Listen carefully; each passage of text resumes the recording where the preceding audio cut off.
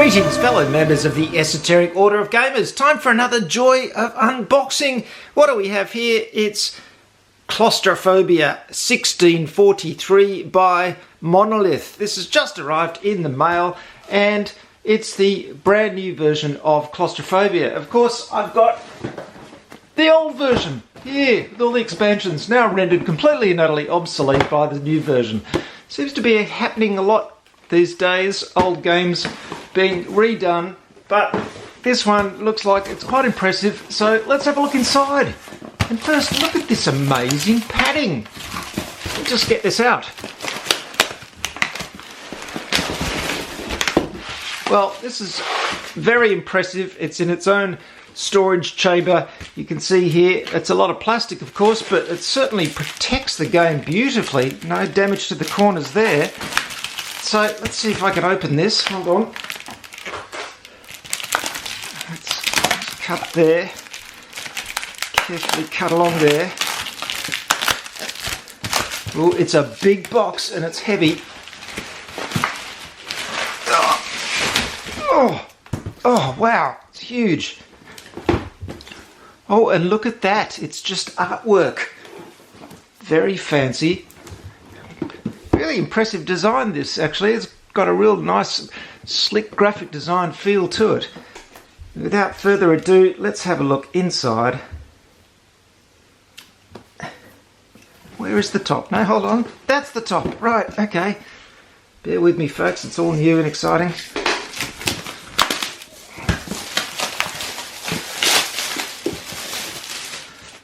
Okay, let's open this up. Claustrophobia 1643, and you've got to give them credit, don't you? I mean, Claustrophobia was a bit of a long-winded name to start with, but now Claustrophobia 1643 doesn't really roll off the tongue, does it? Never mind. Let's open up this beautiful-looking box, have a look inside, and it starts with this piece of artwork, and this appears to be my edition number down the bottom. Very nice bit of artwork there.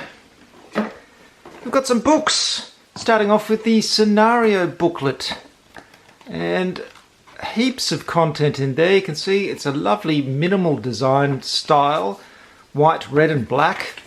Almost looks a bit more sci-fi than fantasy, but there is a lovely sort of faint grey decoration around the outside. It's all rather classy. Looks nice. It's a scenario book. We've got a rule book. I don't know how different the rules are from the original edition, but the good thing about this edition, of course, is that it has lots of different miniatures. And in the original edition, they just had pre-painted ones, and there wasn't a lot of variety in the bad guys. That looks like French versions of those two booklets. What's this? This looks like a sort of dashboard.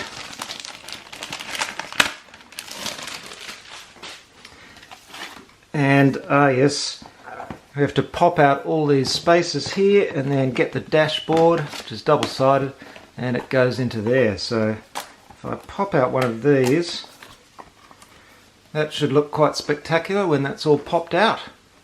There we go. We've got some counters here, big counter sheet. Oh, careful. The single sheet. Go. It's relatively thick and lots of pieces there. What's this? Oh, look, you can see this. Oh, look, it's all coming out. Again, all in the very minimal, classy looking style. Very nice. Oops. Okay, we've got some cards and some tiles and some miniatures. Let's see what we have here. Oh, two lots of miniatures. Well, this is certainly heaps more than you got in the original game. Oh, and there's more underneath as well. It's a very deep box. I'll have a look at those miniatures a bit later. Lovely packaging. This looks like it's not a game that'll need a foam core insert, which is always a pleasure. So, a heap of tiles. Look at this. There's the back, and huge number of different tiles, and the artwork looks very evocative indeed. Lovely. I won't go through all of those because there's so many, but you get the idea. Dark, horrible tunnels leading down to hell. And even more. Look at them all. There's so many. Fantastic stuff. That's quite beautiful. What's in here? Oh, look, there's like, oh, it's just an individual little case for something. Don't know what that's for. There's another one here. Storage. Here we go. So again, things you can, how do these work? Oh, this is what you must put the hero sheets in, and here are the hero sheets. So very nice. I love the way this simple design really highlights the artwork. I think that works very well, and it's really something new. So a heap of those. Looks like you've got more down here. Lovely insert. Oh no, these are a bit different. These look like bad guys. Yep.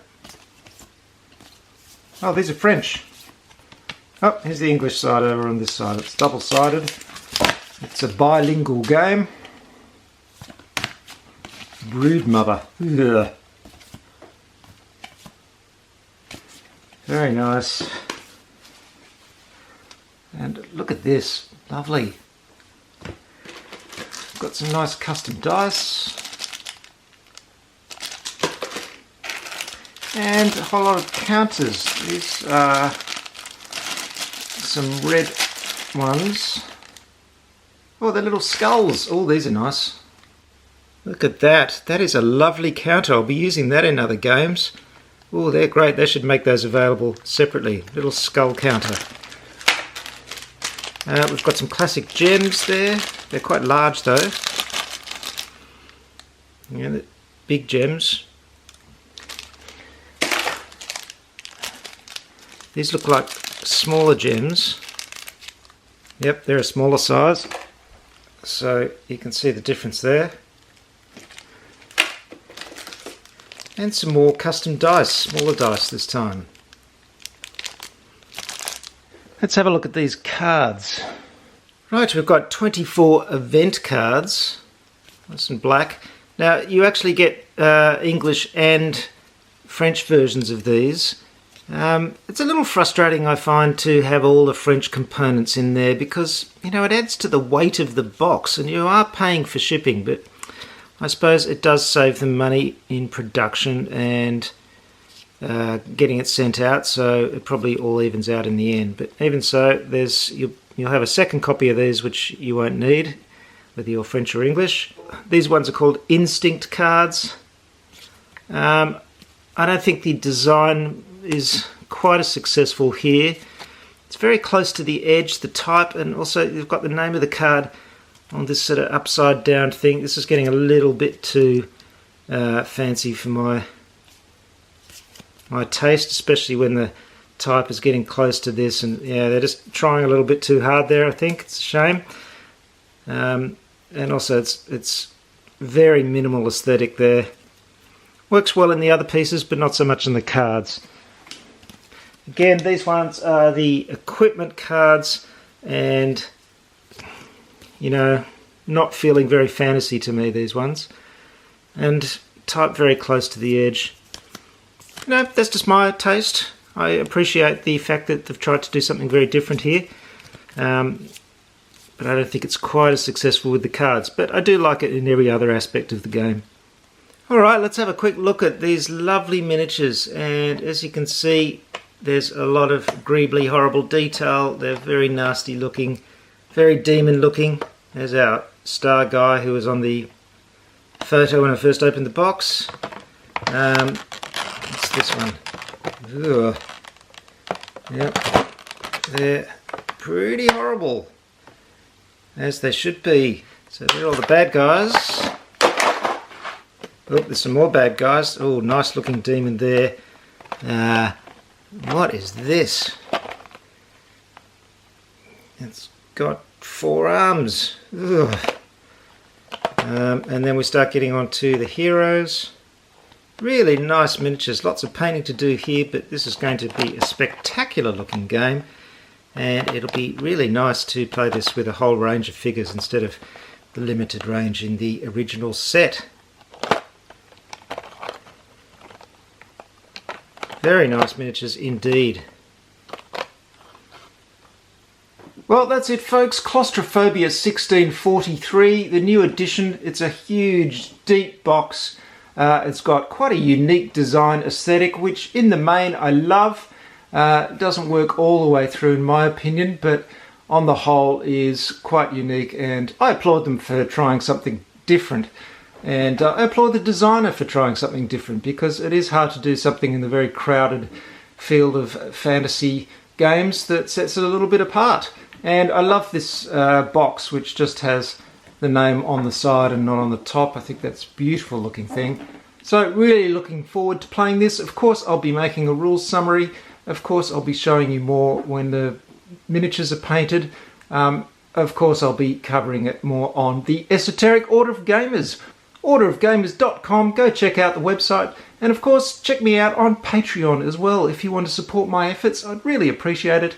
It's Patreon. That's Patreon. Patreon.com/esoteric order. Thanks very much for watching. See you next time.